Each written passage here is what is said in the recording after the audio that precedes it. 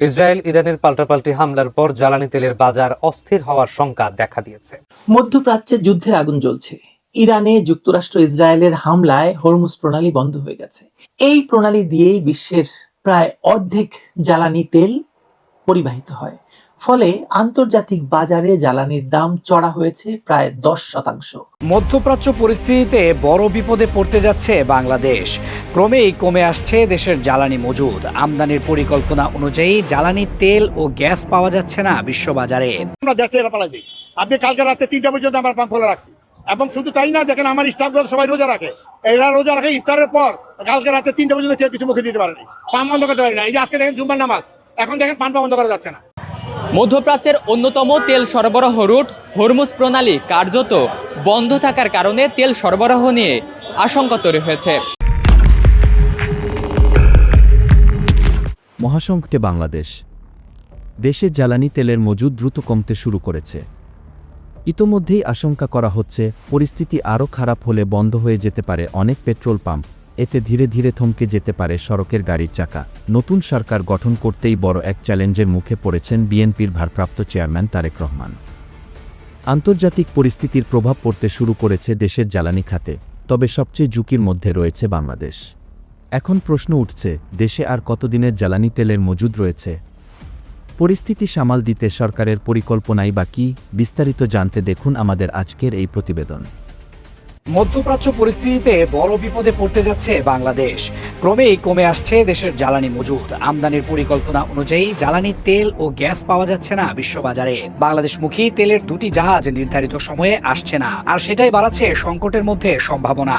এর মাঝে ডিজেল বিক্রিতে রেশনিং করার সিদ্ধান্ত নিয়েছে সরকার। পেট্রোল পাম্পগুলোকে চাহিদার 10% কম ডিজেল দেওয়ার নির্দেশ দেওয়া হয়েছে। তবে তাতেও সংকট নিরসনের আভাস নেই। তেল পাওয়া যাবে না আতঙ্কে পেট্রোল পাম্পগুলো দীর্ঘ লাইন পড়েছে। স্বাভাবিকের চেয়ে বেশি তেল বিক্রি হচ্ছে সারা দেশে। সবশেষ গত 4 মার্চের তথ্য অনুযায়ী ডিজেল ছিল মাত্র 1,15,473 টন, যা দেশের চাহিদা অনুযায়ী 8 দিনের মজুদ। অকটেন 28,000 মজুদ 14 দিনের। পেট্রোল মজুদ মোটে 7 দিনের। তবে ফার্নেস ওয়েল, জেট ফুয়েল কিংবা কেরোসিনের বড় মজুদ রয়েছে। তবে তুলনামূলক অপ্রচলিত এসব তেলের মজুদ নিয়ে খুব বেশি ভাবনা নেই সাধারণের জন্য। বিপিসির হিসাব অনুযায়ী প্রতি মাসে 15 থেকে 16টি তেলের জাহাজ আসে বাংলাদেশে। এ মাসে 7 মার্চ 30,000 টন ডিজেল নিয়ে আসবে এমটি লাকি। 8 মার্চ একই পরিমাণ ডিজেল নিয়ে এমটি রাফেলস সামুরাল, 15 March MT San Telmo, 18 March MT ট্রম দিল্লি আসার শিডিউল রয়েছে। বাকিগুলো এখনো নিশ্চিত করেনি। চলতি মাসে তরলীকৃত প্রাকৃতিক গ্যাস এলএনজির 2টি কার্গো দিতে পারবে না বলে জানিয়ে দিয়েছে কাতার এনার্জি। এ সপ্তাহের মধ্যে ওই 2 কার্গোর বিকল্প ব্যবস্থা করতে না পারলে 15 মার্চের পর দেশে ভয়াবহ গ্যাস সংকট দেখা দিতে পারে। শুরু হতে পারে গ্যাসেরও রেশনিং। তখন বিদ্যুৎ কেন্দ্রে গ্যাস সরবরাহ কমিয়ে দিয়ে শিল্প ও বাসাবাড়িতে গ্যাস সরবরাহ চালু রাখার সিদ্ধান্ত হয়েছে। ইরানে যুক্তরাষ্ট্র ইসরায়েলের হামলাকে কেন্দ্র করে এর মধ্যে বাংলাদেশের জ্বালানি নিরাপত্তা হুমকিতে পড়েছে। বাংলাদেশ পেট্রোলিয়াম কর্পোরেশন বিপিসি জানিয়েছে, দেশে বিশেষ করে ডিজেলের মজুদ অনেক কম। মাত্র 7 দিনের মজুদ আছে এই মুহূর্তে। গত 3 থেকে 4 দিন বিভিন্ন পেট্রোল পাম্প এবং ডিলাররা দেদার ডিজেল উত্তোলন করে মজুদ বা বিক্রি করেছে। স্বভাবত এই সময়ে দৈনিক 11 থেকে 12,000 টন বিক্রি হলেও এখন হচ্ছে 13,000 টনের বেশি। সংশ্লিষ্টদের ভাষ্য, সোমবার থেকে বিশ্ববাজারে পরিশোধিত তেলের দাম প্রতি ব্যারেলে $22 বেশি বেড়েছে। $80 তেল গিয়ে ঠেকেছে $109। এ কারণে এখন প্রতি লিটার ডিজেলে সরকারের লোকসান 40 টাকার বেশি।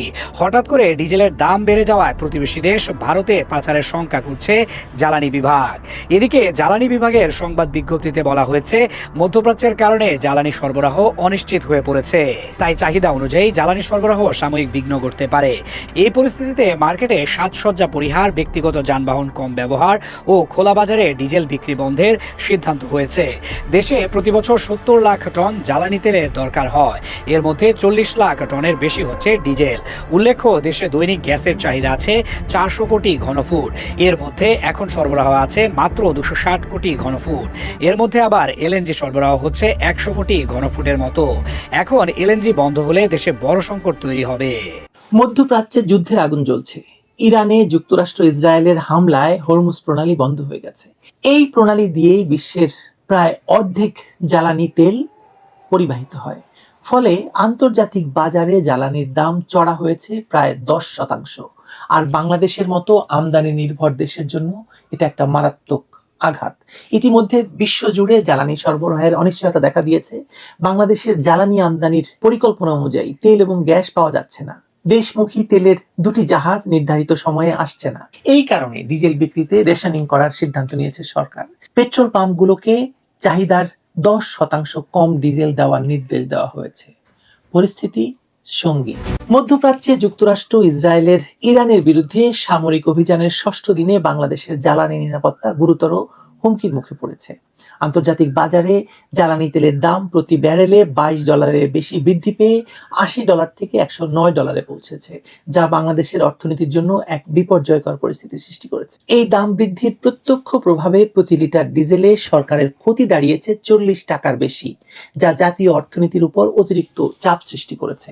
বাংলাদেশ পেট্রোলিয়াম কর্পোরেশনের তথ্য অনুযায়ী দেশে ডিজেলের মজুদ মাত্র 9 দিনের। হ্যাঁ, আপনি ঠিকই শুনেছেন, মাত্র 9 দিনের আছে, তার মধ্যে 2 দিন চলে গেছে, যা জাতীয় জ্বালানি নিরাপত্তার জন্য অত্যন্ত উদ্বেগজনক।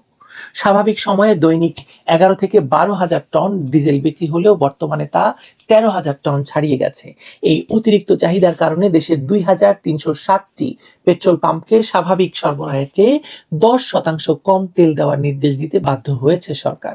এই রেশনিং ব্যবস্থা বাংলাদেশের জ্বালানি ইতিহাসে একটি নজিরবিহীন ঘটনা। তরলীকৃত প্রাকৃতিক গ্যাসের ক্ষেত্রে পরিস্থিতি আরো জটিল। কাতার এনার্জি মার্চ মাসের 15 এবং 18 তারিখে নির্ধারিত 2টি এলএনজি কার্গো সরবরাহ করতে অপারগতা জানিয়েছে। বিকল্প হিসেবে উন্মুক্ত বাজার থেকে এলএনজি সংগ্রহের চেষ্টা করেও বাংলাদেশ সফল হয়নি।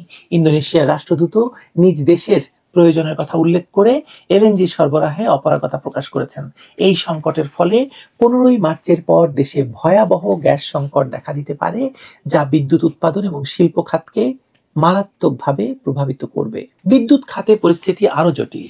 বিদ্যুৎ উন্নয়ন বোর্ডের তথ্য অনুযায়ী দেশি বিদেশি কোম্পানির কাছে 45,000 কোটি টাকা বকেয়া রয়েছে, যার মধ্যে তেল ভিত্তিক বিদ্যুৎ উৎপাদনকারী বেসরকারি কোম্পানিগুলোর পাওনা 14,000 কোটি টাকা, যা ইউনূস সরকার বাকি রেখে চলে গেছে। গত 7-8 মাস ধরে এই কোম্পানিগুলো বিদ্যুতের বিল পায়নি।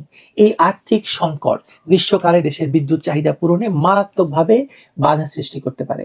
বিশেষজ্ঞরা আশঙ্কা করছেন যে আগামী গ্রীষ্মে দেশের বিদ্যুৎ চাহিদা 18,000 মেগাওয়াট পর্যন্ত পৌঁছতে পারে, কিন্তু জ্বালানি সংকট এবং আর্থিক অসঙ্গতির কারণে এই চাহিদা পূরণ অসম্ভব হয়ে দাঁড়াবে। বাংলাদেশের সঙ্গতি আছে। শেখ হাসিনার সরকার বিদ্যুৎ চাহিদা পূরণে 28,000 মেগাওয়াট উৎপাদন ক্ষমতা বা সক্ষমতা রেখে গেছেন, কিন্তু মাত্র 18,000 মেগাওয়াট বিদ্যুৎ সরবরাহ করতে অপারগ হয়ে পড়ছে সরকার। তো প্রিয় দর্শক, এতক্ষণ আমাদের সাথে থাকার জন্য আপনাদের অসংখ্য ধন্যবাদ।